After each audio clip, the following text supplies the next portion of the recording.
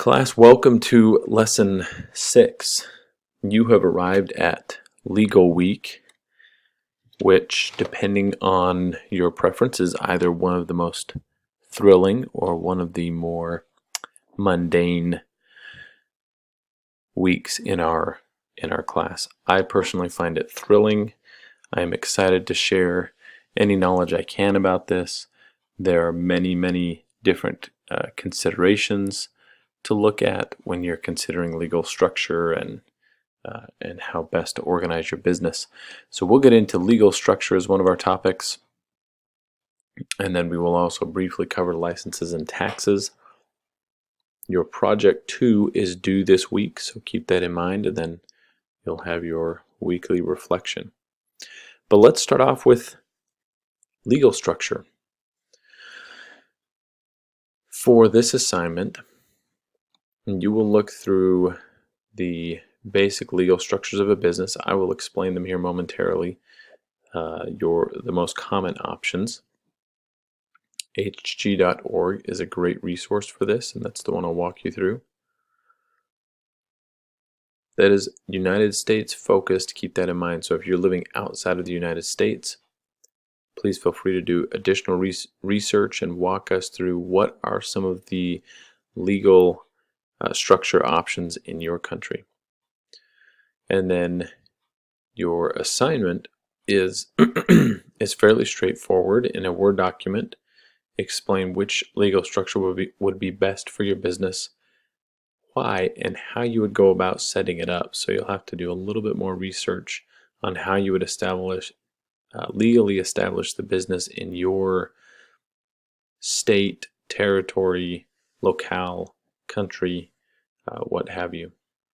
So let me walk you through on hg.org. If you click on that, it's going to take you here. So I'm on hg.org, and this just walks you through some of the basic legal structures and gives you some information about them. There's some information above this that I'm skipping, just some overview on legal structure in a business, and I'm jumping to our first type of business, which is a sole proprietorship. You may choose to organize your business as a sole proprietorship. It is very common.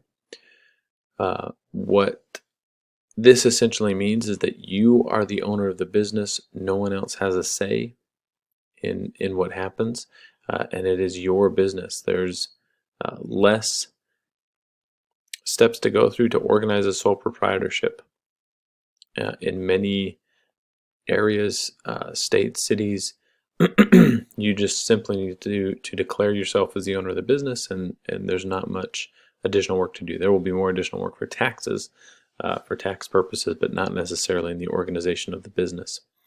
The advantage to the sole proprietorship is, well, the first one is obvious. It is control.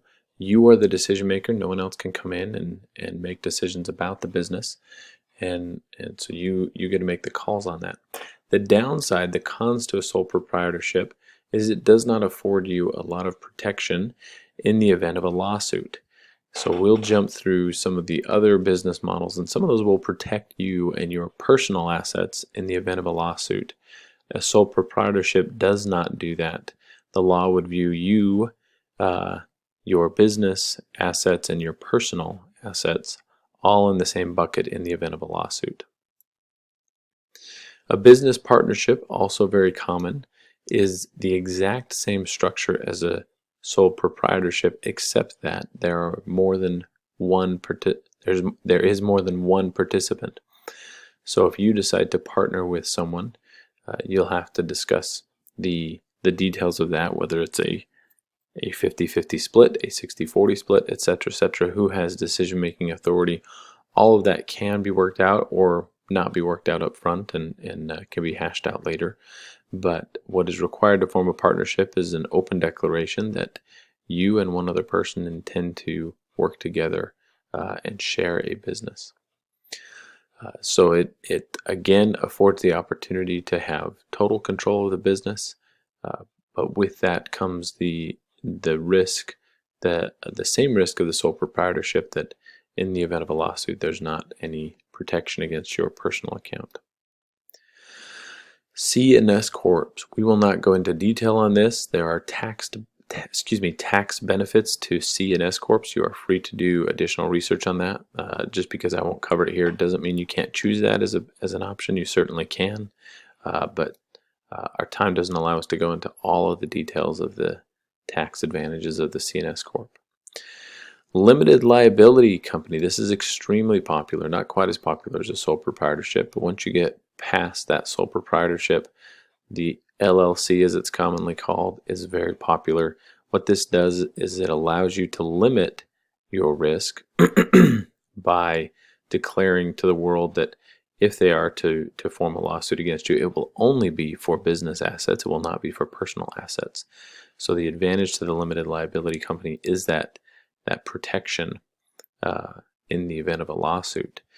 The downside is that you are required to at some point form a board and pass some of that decision-making authority to the board. How much depends on how you form the LLC, how large your business is.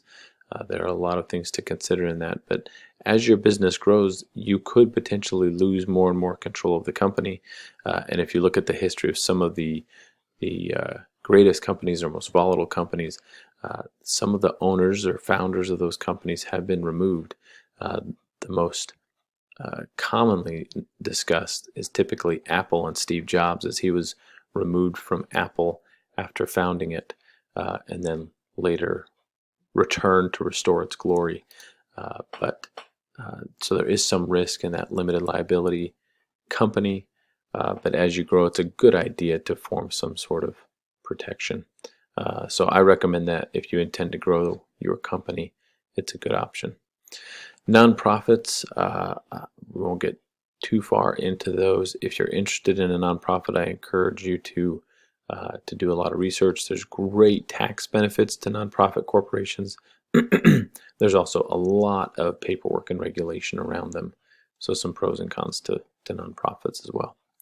So that is the overview of the legal structure. Choose one of those structures for your essay. Explain why you will choose it, why it makes sense for you, and how you'll form that business. Next, we will jump into the tax portion of our week. Licenses and taxes are challenging to do on the scale of our online class because each of you reside in such different areas excuse me, from one another, and there is no set tax or set form or set license that everyone needs to have. It's going to differ widely by state and city and locale and territory and country. So your assignment here is to research that. There's some reading here to get you started, but research what your local tax structure needs to be. You can do this by looking online, and please note you'll need to note the URLs of any website you use in your research, so keep that on file. But you'll create a Word doc and explain if you need any licenses, which state, again, state, country, territory, locale, whatever that applies to. Explain how you came to that conclusion, and then provide references. For your URL, if you're struggling finding this online, your most municipality organizations are very open to sharing their information. They want your business because they want your taxes. So if you call or show up in person to a government building and ask them information about forming a business, not always, but most of them can be very helpful, because if you form a business and bring in revenue, that brings in taxes to them, and so they recognize the importance of that and will typically do a good job guiding you on what's required as far as licenses and taxes. So please make sure you include that excuse me, in a Word document that's at least 125 words. And then our recommendation is to follow through on that. This factor is not part of your grade, whether or not you follow through on this. I recommend you do so, because that's a great way to make sure that you have done everything legally required of you. But the assignment is to discuss what is required, and then it'll be your responsibility to follow through with that afterwards. So that is it for Legal Week. I could talk your ear off about this, and I won't, because I know, as I mentioned, for some of you it's interesting and thrilling. For others of you, you are not so thrilled with our screencast today. So I will end the discussion on legal structure. But as always, please reach out. Happy to go into detail on any of those structures, or see if I can answer any tax questions. Especially when it comes to tax questions, I'm typically referring you back to your local city, state, territory to ask those questions, just because it varies so much from place to place. But I hope you'll learn a lot and find it as fascinating as I do when you get to explore the legal side of your business.